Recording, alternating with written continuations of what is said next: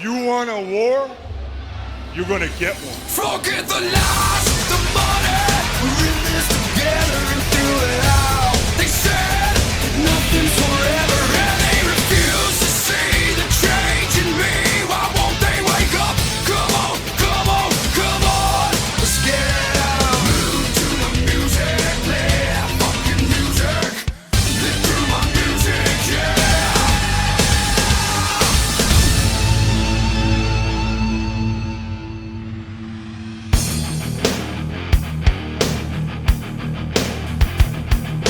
Hey yo soldiers, Reliving the War episode 245, the 17th of July 2000. This week Raw's in Albany, New York, while Nitro takes place in Auburn Hills, Michigan.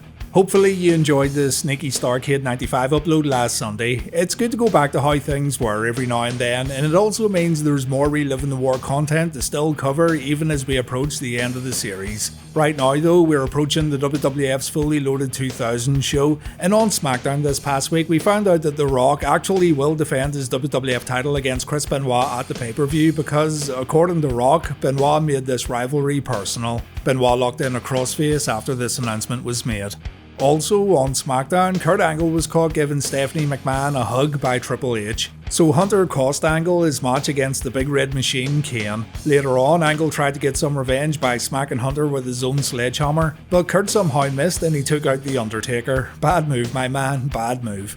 We'll talk about all this a bit more in our opening promo, but this week's jam-up guy is Headshot Alex Campbell. Alex is doing some work for the TCW promotion based in Plymouth, England, and he's the first guy to get Smokey the Cat inside a squared circle. You love to see it. Thank you very much, Alex. Thank you, TCW. Keep grinding and keep up the good work. Speaking of Smokey, yeah, you know what I'm going to say, but okay, let me pause the video a moment. Future Ryan here, and when this video got made last week, I had no idea what to expect from the Smokey campaign. And guys, you completely destroyed the goal and I couldn't be more happy. I had 10 days to reach 200 signups. That number was met within 9 hours. The number was then doubled in 24 hours. And right now, I'm looking at the website and it's above 500 orders. I cannot thank you enough, and it's now official. Smokey the Cat's coming home and the plushies will definitely get made.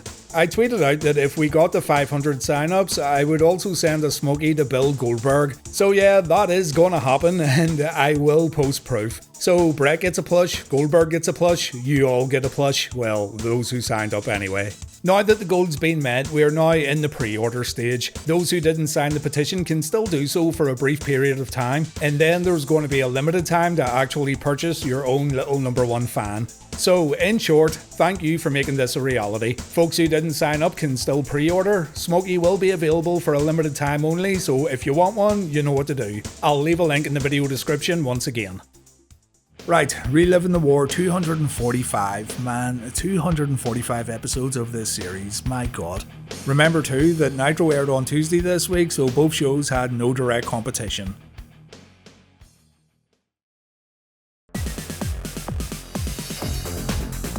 This week the commissioners kick off the shows, Mick Foley on Raw, Ernest Miller on Nitro. Mick shows he's the absolute master of the cheap pops as he gets inside the ropes, getting a USA chant going saying as he just came back from Southeast Asia, and saying it's great to be here, right here in Albany, New York. Mick saw what DX did last week. He watched Hunter's admittedly brilliant plan play out as DX attacked Chris Jericho. And even though Y2J isn't here tonight, Foley had a chat with Chris where the Ayatollah told Foley he wants a special match against Hunter at Fully Loaded, a last man standing match. Foley visualised Hunter in a state of unconsciousness, and it only took 2 seconds for Mick to grant Jericho this special match stipulation. So we'll see that one at the pay-per-view. I'm looking forward to it. The Undertaker then shows up, King, Backer, Michael Liker. Undertaker has a match against Kurt Angle at the pay-per-view, but the American Badass has a request for Raw tonight. Undertaker says Foley knows him pretty well, and Foley knows that the Undertaker doesn't appreciate the disrespect Kurt Angle showed him recently, from costing the Brothers of Destruction the tag team belts all the way to hitting the dead man with a sledgehammer on SmackDown. Taker doesn't want a scooter, he doesn't want a lame apology. He wants to fight Kurt Angle tonight, and if Mick doesn't book the match, then Undertaker's gonna find Kurt in the back and he's gonna hurt that boy real bad. Mick says, if you're trying to intimidate me, it worked. But before Mick can carry on, Kane shows up and the big man's now talking pretty normally. He went from being silent to using a voice box to sounding like he's being deep-throated to, well, talking just fine. Kane says he'll cause pure chaos if Mick Foley doesn't book Taker versus Angle tonight. So Angle appears on the Titantron and he once again apologises to The Undertaker. He didn't mean to hit him with a sledgehammer, he was aiming for Triple H. So Foley gets an idea. He wants to book the Brothers of Destruction against Kurt Angle and his newfound best friend Triple H. Hunter then appears on the Titantron, some split screen action right here folks, and Triple H knows Mick Foley doesn't like him because Triple H ended his career and he knows Mick wants to make life difficult for him as the commissioner. Hunter's fine with facing Chris Jericho in a last man standing match, he's even fine facing Kane and Taker in a 2-on-1 match. What he's not fine with is teaming up with this Olympic twerp. Angle says he's not a twerp and clearly Hunter's wife doesn't think he's a twerp, so Hunter tells Angle to hold up his end of the bargain tonight or he'll end up like Jericho, a beaten, bloody mess. Kane and Taker leave the ring, Angle and Hunter leave the big screen, and out comes The Rock. Yeah, this is a 20-minute opening segment, ladies and gents. The Rock has a demand too, and it concerns Chris Benoit. He wants to move the pay-per-view main event to Raw. Before Mick can speak, Benoit shows up along with Shane McMahon, Edge and Christian, and Benoit says he'll be happy to get his title opportunity tonight instead of Fully Loaded. One way or another, Rock's going to top out and Chris will be the next WWF champion. Edge and Christian are still trying to avoid defending their tag team belts, and Mick says that's okay. The champs are going to defend the gold against the Acolytes at Fully Loaded, and tonight Foley's going to put Edge, Christian and Benoit against the APA and The Rock in a 6-man tag. Rock wants to give Benoit a little sample of what's going to happen tonight and at Fully Loaded. A stupid move seeing as Rock has to deal with 4 people. So officials run down to break it up and there you go. Could have made a whole video about this promo alone, but now you know what to expect tonight on Raw. Nitro opened up with Scotty Steiner wrecking Booker T's brand new car. Stevie Ray's on commentary tonight and Booker's brother can't believe what Scott's doing. What a bastard. Out comes Commissioner Ked flanked by the Nitro girls, a lot of which I don't even recognise. And Miller says we're going to have a great show tonight because we're going to crown a new US champion. We've got a one-night tournament because WCW just loves a good old tournament. And here's the brackets. Kanyon vs Awesome, Vampiro vs Muta, Storm vs Bagwell, and Dudleyz vs Kidman. Not bad at all. I just don't like one-night tournaments in general, and any goodwill I had in WCW's completely gone after Bash at the Beach. Anyway, Scott Steiner hears about this. Remember, Steiner got the US title taken away from him at the pay-per-view. So Scotty comes down, he grabs Miller by the neck, he reminds Ked that this is his home turf and Steiner wants a world title match against Booker T. Booker runs down for the save, Rick Steiner comes out to back up his bro, Stevie Ray leaves the commentary table to even the odds, and then officials run down to break things up. In the midst of all the chaos, Ernest Miller says he's not going to give Scott a title shot. He will, however, give him his ass so Steiner can kiss it. Instead of Steiner vs Booker, Ernest books Steiner vs Goldberg for our main event. So yeah, again, the end of the Nash vs Goldberg match at Bash at the Beach, that moment where Scott and Goldberg shook hands and celebrated with each other, it meant nothing, and that's because WCW doesn't care about continuity. This is a fact that's been proven over and over again by their crappy creative. Stevie Ray takes his seat again and he ends up taking a guitar shot from Jarrett. No reason for this at all. Double J just wanted to show everyone what's going to happen in the new Blood Rising main event when he faces Booker T.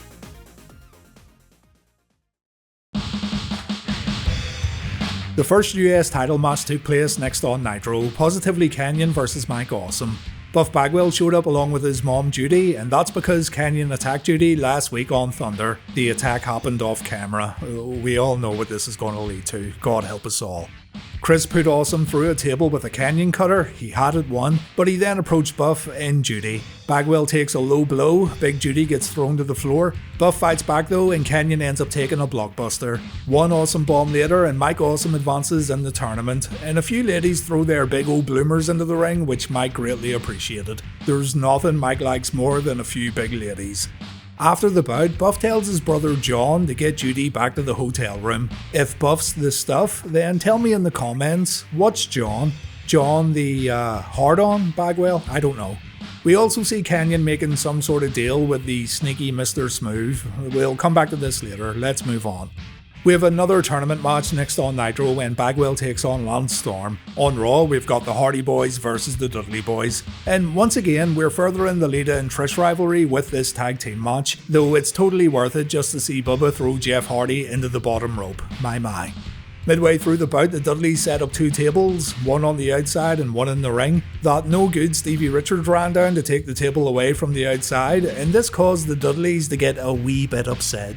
It also allowed the Hardys to bring a ladder into the ring and get back into the match by performing some high-risk Daredevil shit. And when everyone was trying to recover, Trish ran down to attack Lita.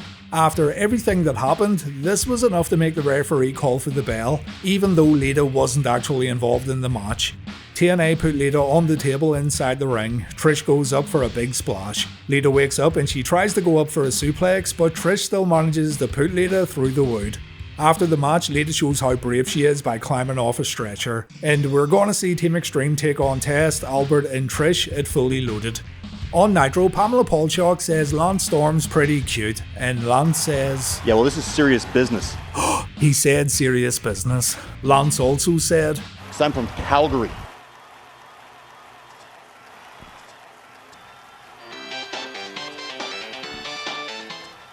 Alberta, Canada. Lance makes his entrance, and by the way, absolute banger entrance music, have a listen on YouTube. Inside the ring, Lance cuts another promo, and it's pretty much a carbon copy of a 1997 Heart Foundation promo. He says Canada has a better standard of living in comparison to the USA. He says Canada has a lower crime rate, and he wants the fans to stand up for the Canadian national anthem. Bagwell ensures the audience doesn't have to hear "Oh Canada," and the fans inside the arena applaud Buff Daddy. Bagwell puts Storm down with a neckbreaker. Lance comes back with a jawbreaker. Buff wants to prove he's no pushover with a back body drop followed by some mounted punches, and we see a double arm DDT before Bagwell signals for the blockbuster. On the Turner vision, we see Smooth telling John Bagwell that Buff's in a lot of danger. He runs off and Smooth puts Judy into her car. Chris Kanyon then shows up and he hits a Kanyon cutter off screen, and all this led to Buff getting distracted and he gave up to the Canadian Maple Leaf. Judy Bagwell is Kanyon's personal punching bag. Scotty Steiner's also hanging around backstage waiting for Goldberg to show up. He tells Medeja to beat it because very soon this area won't be safe. And we also see the Young Dragons once again beating up Ernest Miller because the boys just love karate. It's kinda like SpongeBob always wanting to have karate fights with Sandy Cheeks. Stevie Ray interrupts the beatdown, he starts choking the dragons out, and Miller says, "Don't kill them, they're my friends and we're just playing." Stevie Ray wonders what kind of freak show Miller's running around here. He wants to fight Jeff Jarrett tonight, and as long as Stevie lets Miller and the Young Dragons continue their little play fight, Miller will book the match. Stevie says okay, and the boys continue their little karate session.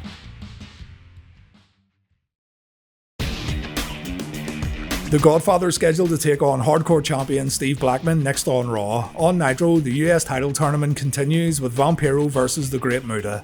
Victoria's here as one of the Godfather's hoes. Godfather gets in the ring and he invites everyone to get on the hoe train, but no, I'm here for the Blackman train, thank you very much. Consider how annoyed I was when Stevie Richards came out again and he blabbered on for so long that this match actually got called off. You can cover up women, you can steal the Dudley's tables, but when you stop me from enjoying Sensei Blackman in all his glory, then we're gonna have a big problem, mister. A really big motherfucking problem, as a matter of fact.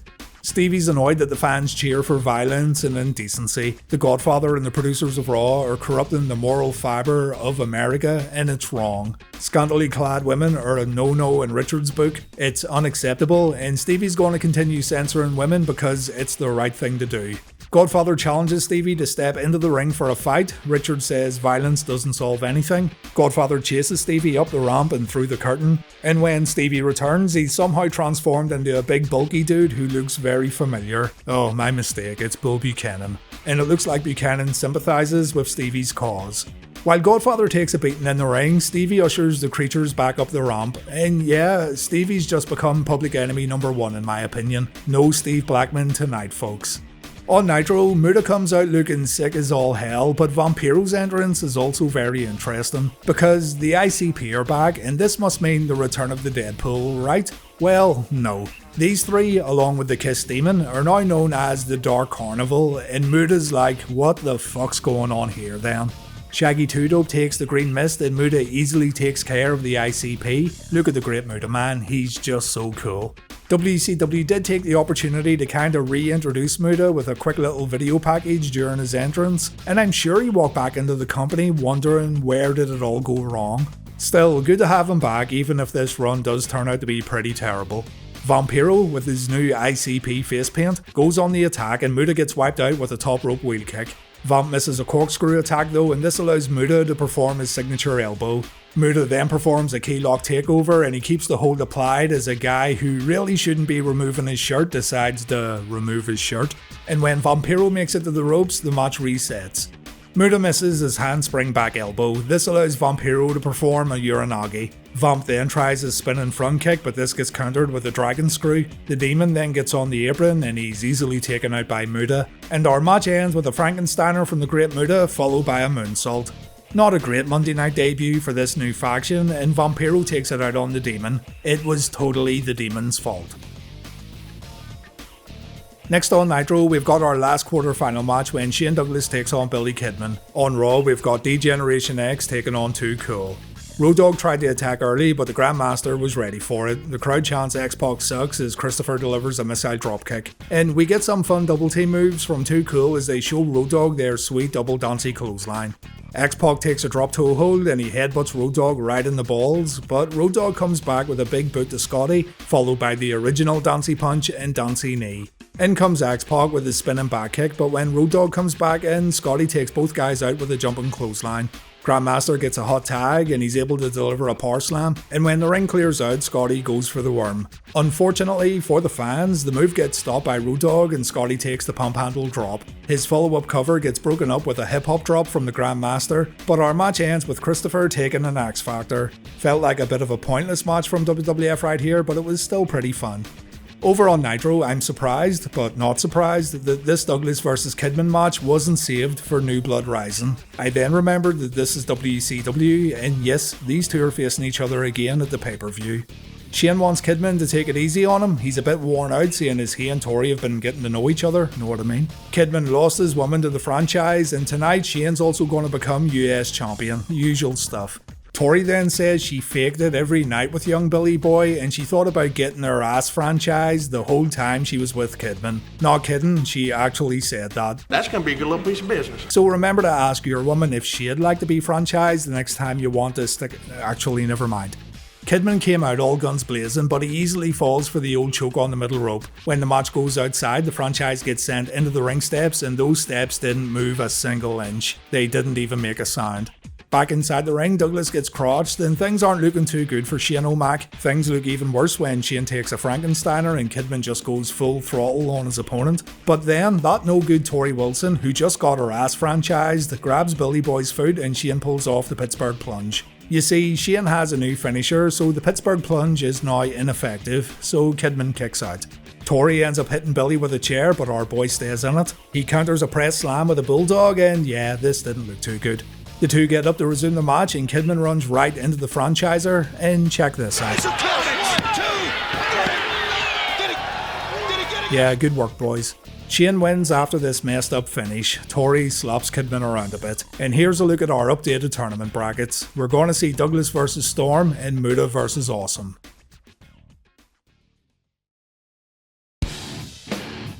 Scotty Steiner still waiting for Goldberg. Poor Ralphus and Norman Smiley got mistaken for Goldberg because Ralphus is a spitting image for Billy Boy. And yeah, it's hard to tell the difference between Smiley and Goldberg too. I don't blame Scott at all. Goldberg has arrived at the arena, but he better watch out. Big Papa Pump's on a rampage. On Raw, Godfather says he's going to show Stevie Richards how hard it is to be a pimp daddy. It sounds erotic. Up next on Raw though, we've got The Rock and the Acolytes taking on Edge, Christian and Chris Benoit. On Nitro, it's the Young Dragons versus 3 Count. This is some bizarre stuff from WCW right here because 3 Count make their way to the ring after Tank Abbott introduces them as the greatest rock band in the world. And Tony Schiavone says 3 Count are going to face the Young Dragons at New Blood Rising in a ladder match.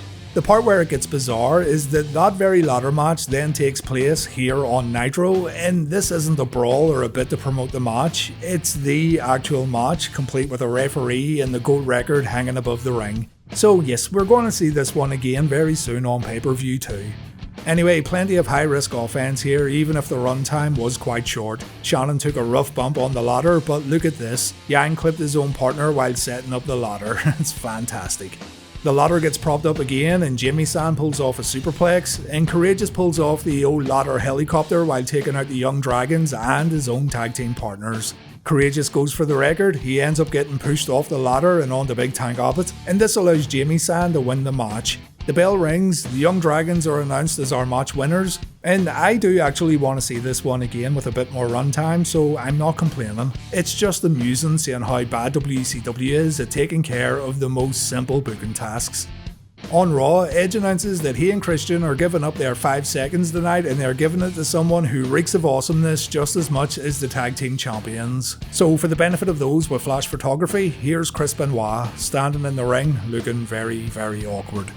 A big old brawl kicks us off. Rock gets singled out for a moment, but he makes a heroic Hulk Hogan comeback and he wipes everyone out.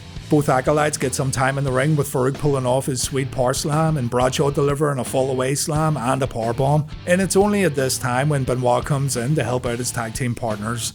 We then fall into extremely familiar territory as the heels single out Bradshaw. It's all very typical here with quick tags and a focus on keeping the big man away from his corner. The break comes after a big shoulder block to Edge and Farouk gets the hot tag.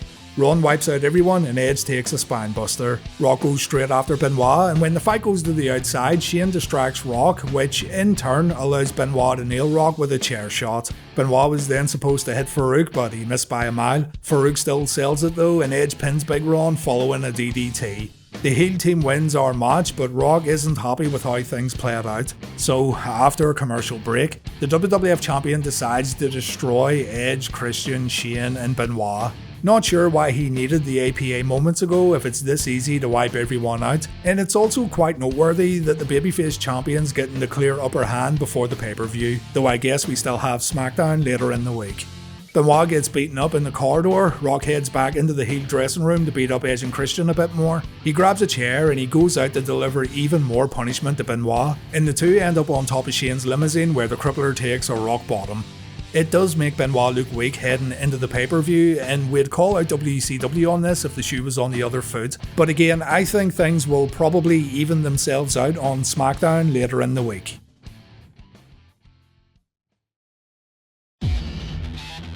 Goldberg's walked straight into Scotty Steiner's danger zone and the fight's on. Still can't believe there's no relationship between these two after what happened at Bash at the Beach. Make it make sense, WCW. Security try to break the men up, they do a terrible job, so a bunch of wrestlers run down to stop these two from killing each other, and look, it's above average Mike Sanders. When you see all these guys together like this, you know that the end of WCW and Reliving the War is truly upon us. Rick Steiner gives his brother a hard time, he tells Scott to catch a grip, but Big Papa Pump's not listening at all. The US tournament semi-final matches are up next on Nitro. On Raw, we've got Dino the Sex Machino challenging Jackie and Ivory. So Dean comes out to the ring and he says, "Women, you can't live with them, but lucky for me, you can wrestle them." Okay then. Dean wants to fight some girls right now, so he tells Jackie and Ivory to come on down, but instead he gets greeted by Eddie Guerrero and Chyna. Chyna says Ivory and Jackie aren't here tonight, but luckily for Dean, Chyna's available. It's time to shut Malenko up once and for all. And we got a very short match here that mainly consisted of Chyna staying in control. There was a dodgy knee lift from Chyna, but apart from that, there's not much to talk about here in regards to the in-ring action. Chyna put Dean in the Texas Cloverleaf, and then Perry Saturn walked down the ramp. Saturn and Dean have had their issues, but for some reason, Perry decides to go after Eddie.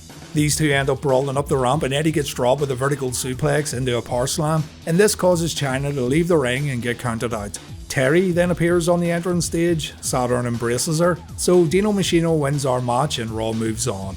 On Nitro, Muta faced Mike Awesome first to determine who's going to proceed to the US title tournament finals. The match spilled to the outside where Mark Madden took the green mist, and look at the bump he takes afterwards. Kurt Hennig couldn't bump as good as Madden. We'll come back to this in a moment. Back in the ring, Muta performs a top rope dropkick. This gets followed up with a top rope Hurricane Rana, but all it took was a big boot, a lariat and an awesome bomb to put the great Muta away. Mike Awesome advances after a pretty terrible match. Mark Madden decides he needs a shirt change after taking the mist. He goes backstage where the Kiwi tells him to jog on because he's a very busy man. And Paisley also tries to see the Kiwi again, but she gets pulled away by the artist. Gotta say though, no matter what you may think of the Kiwi, he does have some fantastic slippers. Buff Bagwell's found smooth and he ends up getting double teamed when Kanyon joins the fight. Nothing else comes of this tonight. And next on Nitro, we've got Lance Storm taking on the franchise to see who's facing Mike Awesome in the tournament finals. When the match went to the outside, Tori got involved and she helped Dudleyz turn the tide. Shane felt a bit brave and he pulled off a crossbody from the top rope, and he kept Storm at bay with 2 consecutive suplexes followed by a Falcon Arrow. We then see Kidman sitting at the entranceway eating popcorn. Shane gets distracted and this allows Lance to go on offense. The franchise takes a standing sidekick, but he comes back with a belly to belly, and when Shane tries a roll up in the corner, Storm locks in the Canadian Maple Leaf. Our tournament finals now been set and we'll see that match in just a moment. Kidman gets in the ring and he tries to put Tori over his lap, but get this, Lance Storm saves Tori after, Tori tried to choke him out like 2 minutes ago. I mean, what's going on here, guys? Seriously, what the fuck is going on?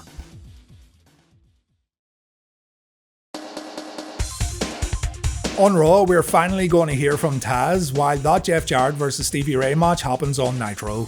Was kinda hoping we'd learn why Tazz has been attacking everyone on WWF television, but no such luck. He says this is a new Tazz. Guys like Kane, Rikishi and Scotty 2 Hotty were just victims to the one-man crime spree. Tazz promised the mood was about to change, and now that it has, people want answers. Well, Tazz will give answers when the WWF find a real man. A man who can beat the answers out of the human suplex machine.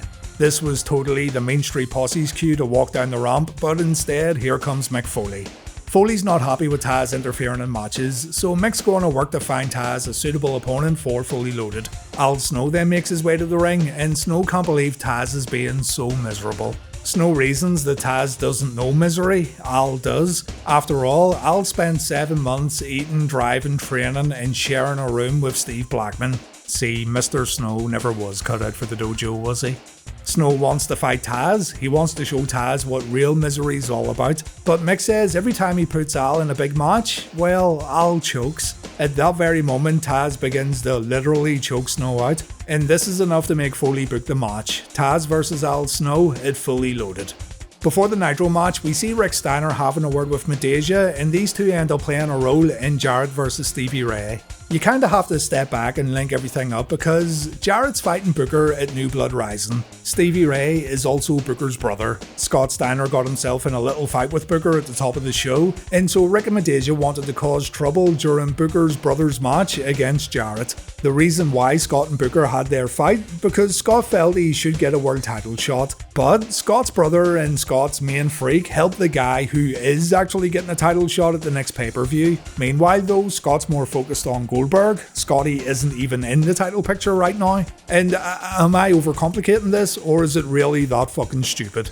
Anyway, Rick Steiner showed up while in the ring, Jarrett had a brain fart and he didn't know how to take the slapjack. The referee was distracted by Rick, and so Muta jumped off the top rope with an attack that really hurt the big Stevie Ray. Jarrett then delivers the stroke, and Jeff wins another one on Nitro. Booker T comes down to stop Stevie from getting double teamed, and I have absolutely zero interest in seeing a Jarrett vs Booker rematch on pay-per-view. Zero. You've got a new champion in Booker T, and you're making him fight the same old boring guys who absolutely failed in drawing in any new viewers. Next on Raw, we've got Rikishi vs Tazz, while over on Nitro, Lance Storm faces Mike Awesome for the vacant US Championship. Tazz was made to look like an absolute chump right here, and any hope of salvaging the big man's run seems to be well and truly over. It only took Rikishi just over 1.5 minutes to beat Tazz, and that included interference from Trish. Tazz took a stink face, and this made Trish get on the apron. Tazz ended up accidentally knocking her down, and Rikishi pinned Big Andy after a Samoan drop. Following the bout, Albert and Val Venus ran down to launch an attack. This was naturally followed by Too Cool coming down to help out their big buddy. The guys fought all the way up to the rampway where Scotty performed the worm on Albert, and after this move, Val Venus threw Scotty off the rampway. It didn't really look that violent, and we've seen this bump look truly devastating with the right props and the right move, but this looked a bit lame. Still, Val Venis acts like this is the most hardcore thing in the world, though to his credit, after a commercial break, he cuts the best promo of his entire career so far when interviewed backstage. Seriously, go check it out. Venis says Rikishi represents everything Val used to be. Keish acts like an idiot for all the fans, and this is exactly what Val used to do when he gyrated in the ring and told innuendo-filled dirty jokes. Val didn't do anything for himself, but now he's doing everything for himself. No more hello ladies, no more big Val Boski. And Venis is going to stand inside a steel cage at Fully Loaded where he'll wait for Rikishi to show up for a title shot. Val won't win the match for the fans, he'll win it for himself. And again, great promo. Just a shame Venis is a dickhead though. On Nitro, Lance Storm promised to become Canadian Heavyweight Champion after winning this bout. He wanted people to once again rise up for the Canadian National Anthem, though this time it was interrupted by Mike Awesome. Lance took it personally, he tried to attack Mike on the ramp, but Lance got dropped on the guardrail and he then got whipped from one guardrail to the other. We have a few chair shots on the outside, but back in the ring, it's Lance who takes control of the weapon. Chair shots have been so watered down in WCW that they mean absolutely nothing now, and Awesome kicks out after taking a few hits. Mike calls Lance a big smelly mother effer as he takes a few chops in the corner. The crowd chants USA as Mike tries to build a comeback, and the audience pops for a Mike Awesome sit-down powerbomb. Mike goes for his big splash, Lance gets his knees up, Lance then goes for a tornado DDT and okay, yeah. Schiavone says Awesome held onto the ropes here, and that's a lie if I've ever heard one. Awesome cannot hit a top rope Awesome bomb and instead he takes a superplex. Lance tries a springboard attack but he jumps right into a belly to belly. Mike says this is it, it's time to end it, but Lance counters the Awesome bomb and there it is, the third maple leaf of the evening. Mike Awesome taps out, Lance wins the US title, which is pretty great. But don't fret Mike, here's a few big girls to make you feel a bit better. The fat chick Thriller feigns an injury, he says he needs some help, and he looks absolutely delighted as he gets some assistance out of the ring.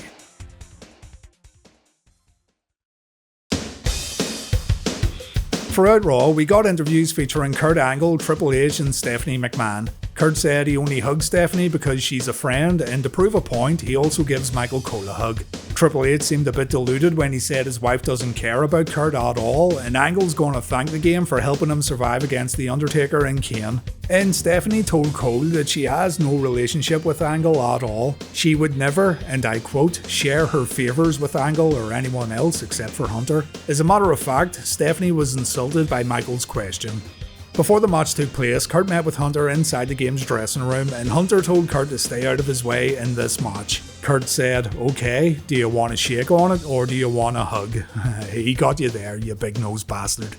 On Nitro, meanwhile, Ernest Miller was seen heading into Booker T's locker room before our main event. The Cat's got a referee shirt on, and Miller's going to officiate the Goldberg vs Scott Steiner main event to end Nitro. On Raw, it's Triple H and Angle vs Kane and The Undertaker.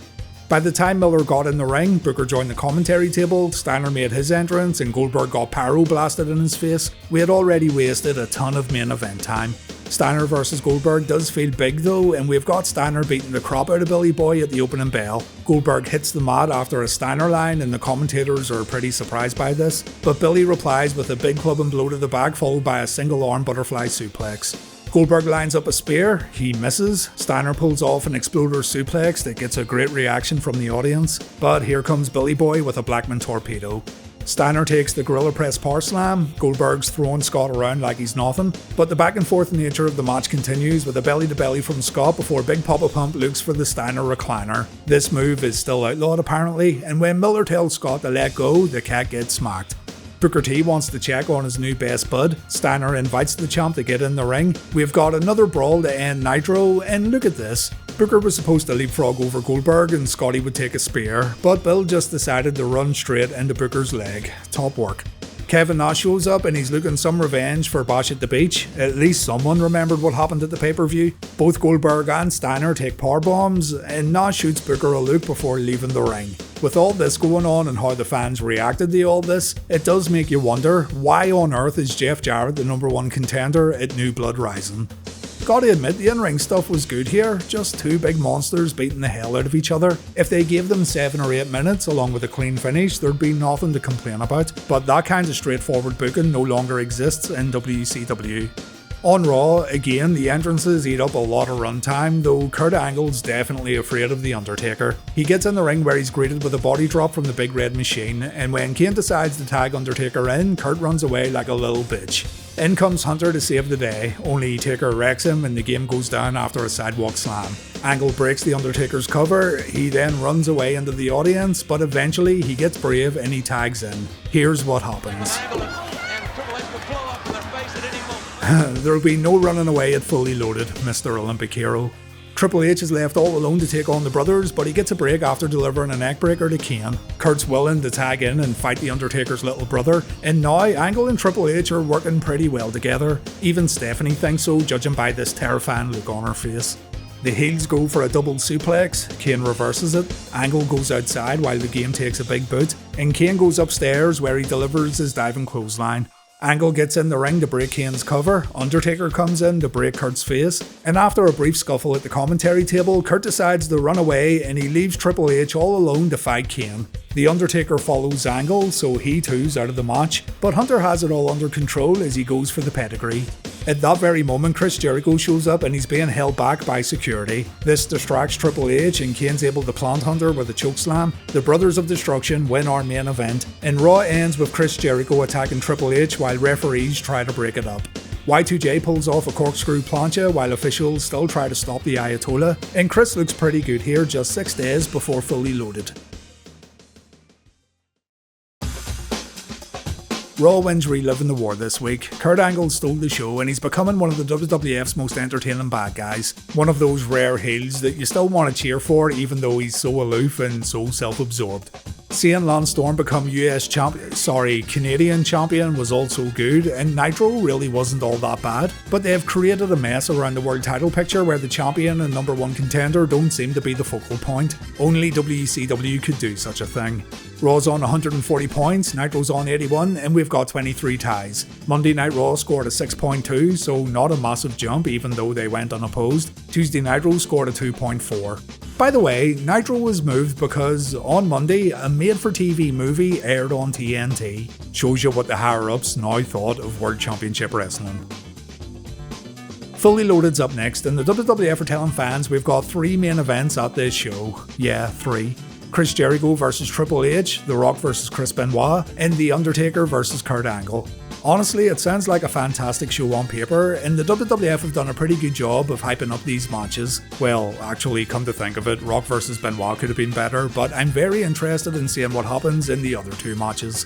So join me this Sunday and we'll check out all the action from Dallas, Texas. You can sign up on Patreon and watch the Fully Loaded review right now, along with the next episode of Reliving the War. And don't forget about Smokey the Cat, everyone. Time's running out.